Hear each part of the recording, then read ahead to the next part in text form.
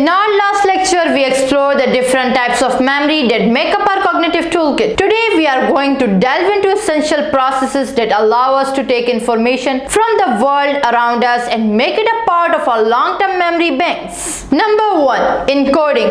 Think of encoding as the first step in the memory assembly line. It's the process of transforming information into a format that your brain can understand and store. There are several ways we encode information. Visual encoding. This is when you create mental images of what you are trying to remember. For example, when you visualize the layout of a room, you are using visual encoding. Acoustic encoding.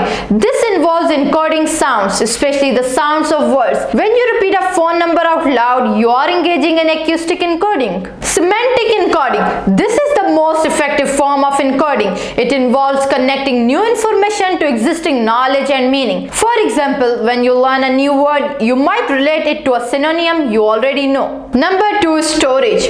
Once information is encoded, it needs to be stored somewhere. Think of this as placing the encoded information on a shelf in your memory library. The storage process involves consolidating memories and strengthening the connections between neurons. This can happen during sleep or through repeated retrieval of the information. Number 3, retrieval. Retrieval is the process of accessing stored information when you need it. It's like pulling a book off the shelf in your memory library and bringing it back to your conscious awareness. Retrieval can be effortless, like remembering your name, or it can require effort, like recalling a fact you learned in school. Several factors influence retrieval. Retrieval cues. These are hints or prompts that help you access a memory. For example, the smell of baking cookies might trigger a childhood memory. Context. The context in which you learned something can influence how easily you retrieve it.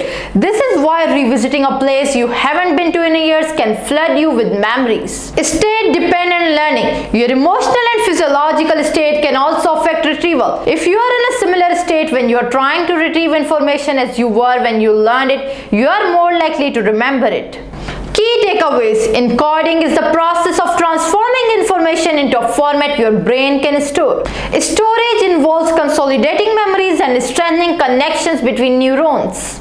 Retrieval is the process of accessing stored information when you need it. Understanding these memory processes will provide you with a deeper understanding of how your memory works and pave the way for the specific techniques we'll be exploring in the coming lectures.